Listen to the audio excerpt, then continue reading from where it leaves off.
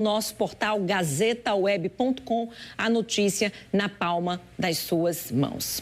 A gente fala agora de um problema de saúde que, segundo a OMS, afeta 40% dos brasileiros. É o bruxismo. Já ouviu falar?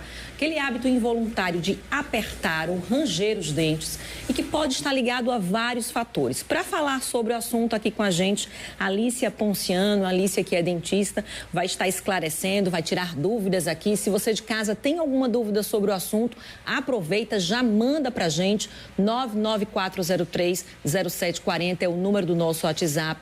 Você vai estar participando, tirando a sua dúvida sobre o assunto, sobre esse tema, com um especialista aqui no estúdio. Lícia, muito obrigada pela gentileza em estar aqui com a gente. Bom dia para você. Queria que você começasse falando qual o conceito. Algumas pessoas ficam na dúvida sobre o que é o bruxismo. A gente sabe o que é, mas qual é o conceito? Se enquadra como um hábito? É um problema de saúde? Qual é o conceito de bruxismo? Bom dia, Cris, tudo Seja bom? Bom dia a todos os telespectadores. Obrigada aí pela oportunidade de estar trazendo esse esclarecimento aqui para toda a população. Cris, então é o seguinte, as pessoas costumam associar que o bruxismo é o ranger, né? O ranger. E existem diversos pesquisadores trabalhando aí, os consensos vão mudando e em 2025 agora foi feito um novo consenso com relação ao bruxismo e em que ficou definido que o bruxismo ele não é simplesmente essa alteração, não é um distúrbio e nenhuma doença. Ele é uma atividade muscular em que os músculos da mastigação são ativados. Esses músculos são masseter e temporal. Então, o que isso quer dizer? Que o bruxismo não apenas é apertar, ranger os dentes, ter contatos de dentes. Então, ele também pode ser a movimentação dos músculos. Isso se ampliou, né? Isso justificando que quem é desdentado, então, não teria o bruxismo. Pessoas desdentadas também.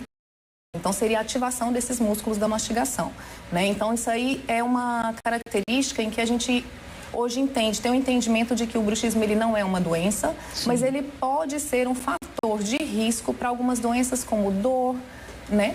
E também protetivo. Muitas vezes, então, ele pode ser um mecanismo protetivo também. O que eu queria deixar bem claro, porque existem dois tipos de bruxismo, tem diversas classificações, mas sim, dois tipos principais a gente precisa deixar bem claro para as pessoas entenderem de forma mais fácil. O bruxismo ele pode ser o bruxismo do sono e pode ser também o bruxismo em vigília. Então, a origem é diferente, as consequências são diferentes também. E o bruxismo do sono é aquele que realmente a pessoa não tem a consciência de estar realizando aquela movimentação. É um comando do sistema nervoso central e nesse comando vem a informação para que seja movimentado esses dentes. Então, vou explicar um pouquinho de forma para ficar mais claro.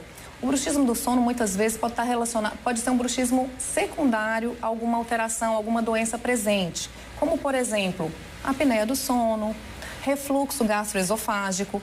Então, alguma alteração no organismo ativa o sistema nervoso, manda um comando para que aquela movimentação venha a proteger aquele distúrbio que está acontecendo. Isso durante o sono. Isso durante o sono.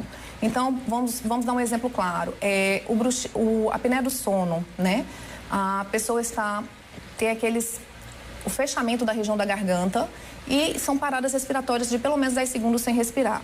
O que acontece? O sistema nervoso central é ativado e vem esse comando de movimentação dentária para que a pessoa volte a respirar. Então, a gente considera esse bruxismo, de certa forma, protetor, né, da nossa saúde, né? Porque, então, a pessoa volta a respirar e restabelece suas funções durante o sono. O outro bruxismo é o bruxismo em vigília. Esse bruxismo em vigília, a gente já pode considerá-lo como um fator de risco para dor orofacial, cefaleias, dores de cabeça. Por quê? Ele é um bruxismo que a pessoa geralmente está muito relacionada também a estresse, ansiedade, né? Então, a pessoa já tem a consciência, mas de certa forma ainda não está se atenta a essa movimentação. Então, no momento de estresse, ansiedade, trava os dentes, ativa essa musculatura fica muitas horas, às vezes, ativada durante o dia. Tem como consequência o dor orofacial, problemas na articulação. Então, a detecção é extremamente importante e o diagnóstico e direcionamento também é bem importante para que a pessoa possa cuidar da melhor forma. Lícia, que era isso que eu ia falar, porque muita gente tem o bruxismo, né? Tem esses episódios de bruxismo durante vários anos. Exato. E sequer consegue relacionar porque esses outros acabam confundindo, né?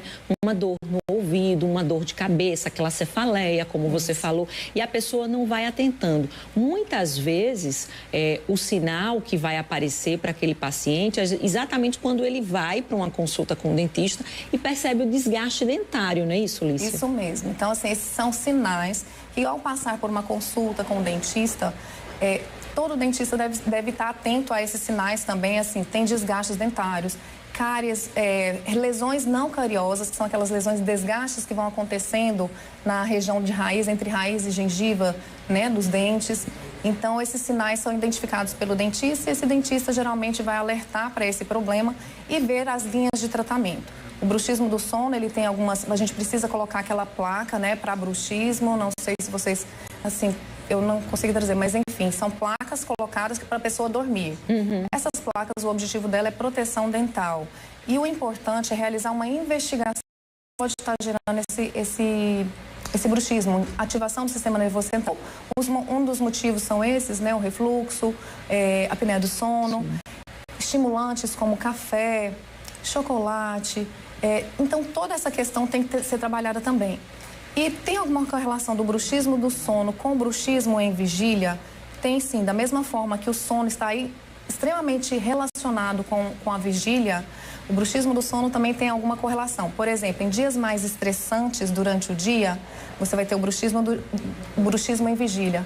Isso aí também pode referir que durante a noite você também vai estar tendo um apertamento mais intenso, né? Então, tem que estar sempre analisando. O segredo é diagnóstico, né? Assim, detectar que está tendo aquele bruxismo e procurar o melhor tratamento. Se tem uma doença secundária associada, tratar daquela doença que é a origem do problema, que consequentemente já vai melhorar a parte do bruxismo também. Agora, esse diagnóstico, ele é apenas clínico ou ele tem o suporte de algum exame?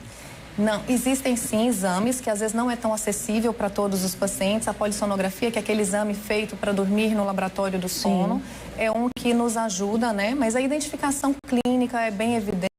Esse questionamento dos profissionais, hoje em dia já estamos bem mais assim olhando para essa questão do sono. Então, essa investigação, esses sinais que tem na boca, na cavidade bucal, geralmente assim já direcionam para que seja buscada uma solução para esse problema. De forma preventiva, tem algo que possa ser feito? Porque muitas vezes existe histórico familiar, né? Em alguns casos não, mas às vezes tem histórico familiar e você já quer trabalhar de forma preventiva para evitar passar por aquilo, nesse caso. Existem?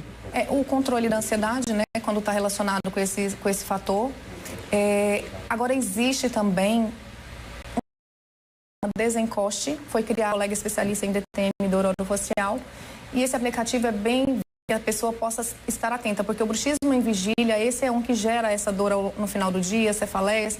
Então, esse aplicativo ajuda bastante, a pessoa está atenta, observando, se não está apertando. E às vezes muitos pacientes chegam falando, olha, não estou encaixando bem meu dente de cima com o dente de baixo, e a orientação que eu deixo não encoste seus dentes. O importante é ficar com os dentes sempre desencostados, porque o encostar os dentes acaba tensionando essa musculatura, que é o que vai acontecer, que é o bruxismo, e vai consequências. Então, assim, um dado bem importante, uma orientação, é que desencoste os seus dentes e, quando possível, se realmente tiver essa dificuldade, que às vezes a pessoa faz isso realmente sem ter essa consciência, né? Então, tem que prestar atenção, realmente se observar ao longo de todo o dia, se estiver apertando, soltar os dentes. Chegou pra gente, sabe, Lícia, a pergunta da Marineide. Dona Marineide está nos acompanhando lá do bairro do Clima Bom e a pergunta dela, ela diz que tem o hábito de morder a gengiva aqui perto dos dentes, bem pertinho dos dentes. A pergunta dela, ela quer saber se isso poderia ter alguma relação com o bruxismo e se existe algum tratamento para isso. Pode, com certeza. É um sinal também clínico que a gente vê porque talvez esteja tendo esse bruxismo do sono e as consequências são essas marcas ali que a gente diagnostica na avaliação da cavidade bucal. Então, detectando esse sinal, é interessante que ela faça essa avaliação para poder direcionar e investigar qual que é a origem desse bruxismo que ela está tendo. Se é um bruxismo do sono, a gente às vezes vê que está tendo uma doença secundária aí, que é secundária a uma doença, então tem que ser investigado para ver a melhor conduta, o melhor tratamento a ser realizado. As crianças também podem ter? Também, bruxismo tem de criança, adulto. E logo nessa fase de formação, quais os reflexos, hein, Lícia? No período de troca de dentição, geralmente intensifica mais. Então, assim, pode estar relacionado, tem vários fatores, o emocional da criança também, mas um dos pontos que a gente sempre pede para investigar na criança é se tem alguma doença respiratória, indicação, a parceria junto com o otorrinolaringologista também é bem importante, porque às vezes doenças respiratórias, rinite, sinusite, estão bastante associadas à crise de bruxismo do sono que essa criança vai ter durante a noite. Qual é a orientação também? Eu achei bem interessante na sua fala, Lícia, a questão de você ficar atento aos sinais, de você observar os sinais que o seu corpo dá. Então, qual a orientação que a gente pode deixar para quem está em casa nos assistindo? Porque quando o tema é saúde bucal, a gente às vezes se preocupa apenas na questão da higienização. Mas é muito mais amplo, né, Lícia? Com certeza, muito mais amplo. Então, assim, tem que realmente assim, estar observando todos os sinais, não tensionar os dentes, né, deixar os dentes desocluídos e observar se tem sinais. Existem alguns sinais também, torus palatino, que é um osso crescido, esses sinais de linha alba, que é o que foi sinais, evite, entre em contato, procure um profissional especialista na área e é isso, é cuidar mesmo. Tá certo, Lícia, muito obrigada, viu, pelas orientações aqui. Eu que agradeço a oportunidade, igualmente, obrigada. Até a próxima. Até a próxima. Olha, a fábrica de embalagens plásticas que pegou fogo, foi atingida por um incêndio, retomou algumas atividades. Hoje, a fábrica pegou fogo na última sexta-feira no Distrito Industrial, em Maceió. Depois do susto, os funcionários da fábrica retomaram o trabalho normalmente hoje pela manhã. No local, trabalhadores faziam o fechamento da área atingida pelo incêndio com tapumes. Uma das poucas paredes dos galpões consumidos pelo incêndio que ficou de pé estava isolada. O incêndio começou pouco antes das 2h da tarde da última sexta.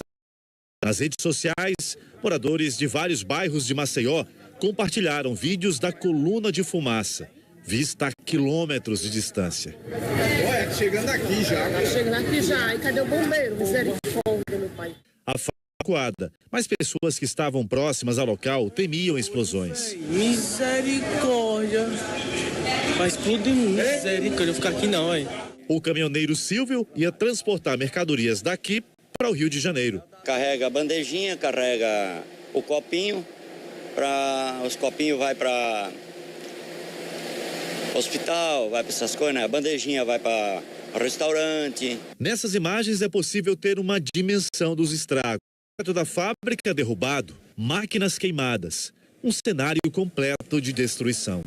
Bombeiros trabalharam no resfriamento e no rescaldo de todas as áreas com temperatura alta. Foram utilizados 10 caminhões-pipa com jato líquido gerador de espuma. Um trabalho que durou mais de 12 horas ininterruptas.